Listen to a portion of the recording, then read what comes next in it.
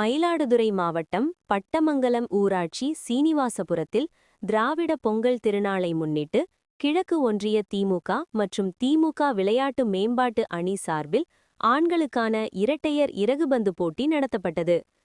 மயிலாடுதுறை மற்றும் சுற்றுவட்டார பகுதிகளிலிருந்து 50 அணியினர் பங்கேற்ற இந்த போட்டி நாக் அவுட் முறையில் நடத்தப்பட்டது. போட்டியினை மயிலாடுதுறை மாவட்ட திமுக செயலாளர் நிவேதா எம். முருகன் எம்எல்ஏ கலந்து கொண்டு விளையாடி தொடக்கி வைத்தார்.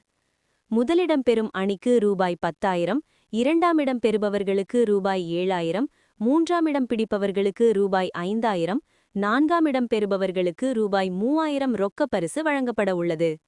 இந்த போட்டியில் சிறப்பிடம் பெறும் வீரர்கள் மாவட்ட, மாநில அளவில் பங்கேற்று மாநில போட்டியில் வெற்றி பெறும் அணிகளுக்கு தமிழ்நாடு முதலமைச்சரால் பரிசு மற்றும் சான்றிதழ் வழங்கப்பட உள்ளது.